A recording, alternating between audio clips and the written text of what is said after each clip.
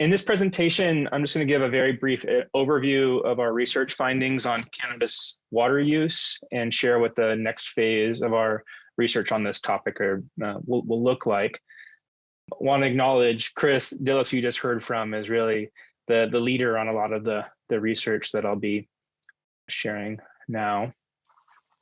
So why do we research cannabis water use? As Ariane mentioned, it's one of the pathways in which cannabis cultivation can affect the environment. And so there are really three concerns: the potential for cannabis water use to deplete stream flows by withdrawing water from the environment, the potential for cannabis cultivation to impair water quality, and this can be from pollutants such as fertilizers, pesticides, or excessive sediment.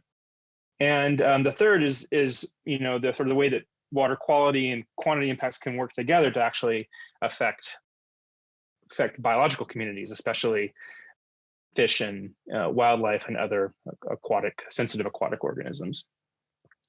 But as we learned, as with many other aspects of cannabis agriculture, there's actually been quite little scientific research on the topic and its environmental impacts. So that's been sort of a gap that we've been working to fill over the past few years.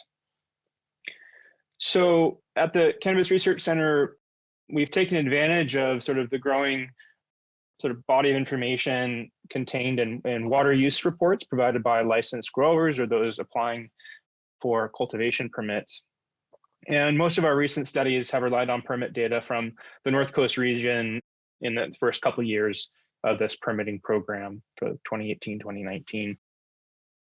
We've also worked to understand cannabis water use through direct engagement with growers and online surveys, which really have confirmed what our findings around the analysis of permit data. So these are the principal aspects of cannabis water use that we've been focused on, and they're pretty straightforward, right? What are the water sources that cannabis farms rely upon for their irrigation needs? How much water is used and when? We've been curious to know, is the timing of water use the same as the timing of water extraction? And are there differences in water use among cultivation methods? One of our key findings to date is that while cannabis farmers rely on a variety of water sources, we've discovered that groundwater wells are actually one of the most commonly used water sources for irrigation, especially in Trinity and Mendocino counties. Well use in Humboldt County, as you see here, is slightly less common than those two other counties. And this may reflect a greater abundance of surface water in that region. But you can see here that there are other farms that rely on this really kind of broad diversity of sources, including surface waters, which are basically rivers and streams, springs, rainwater, and in some cases offsite sources that are brought in, let's say from water trucks. We've also found that the timing of water diversions can vary substantially depending on the water source used. So here we see that pumping from wells largely tracks the irrigation season, whereas diversions from surface water sources, again, like rivers and streams, tend to occur throughout the year. And this raises the question, so why would farmers be withdrawing water in the winter time? And the answer is storage.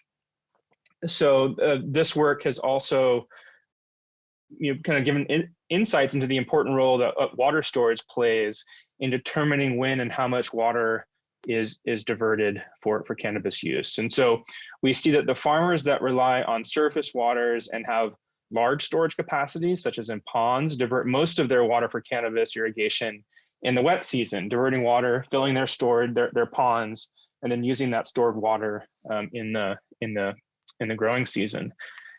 Farmers that rely on surface water but have less storage capacity, let's say above ground tanks, also divert water in the winter, but generally that capacity isn't sufficient to meet all of their demands. So you also see some diversions in the dry season, where in contrast, we see again that farmers relying on wells tend to extract water on demand and are probably applying water directly to plants as needed. So circling back to this question of environmental impacts, what do these insights actually mean for understanding around environmental impacts? So first, our analysis suggests that cannabis water use is quite small relative to agricultural crops, other agricultural crops. I think that was, mentioned earlier. And this is because farms just tend to be so much smaller than we see of other types of crop production. However, because many farms are located in small watersheds with limited natural water supplies, even relatively small water demands can exceed local availability, especially in the dry season, and really raise concerns about stream flow depletion and associated impacts. Second, we found that surface water diversions are a lot less common than previously assumed, and well use was the most common form of a water source. And so what does this mean? On the one hand, this suggests that the direct impacts to streams and rivers might be less significant than if all these diversions or withdrawals are coming directly from streams, from surface water withdrawals. But on the other hand, we know that wells are often located right along riparian corridors in close proximity to the stream, and maybe drawing water from shallow groundwater sources that are hydrologically connected to that stream. And so in many cases, the wells may function and have similar impacts as direct diversions. So overall, what this research is showing us is that understanding the environmental impacts of cannabis use is complicated, more complicated than perhaps we first assumed, and we're just finding kind of more knowledge gaps that we need to fill.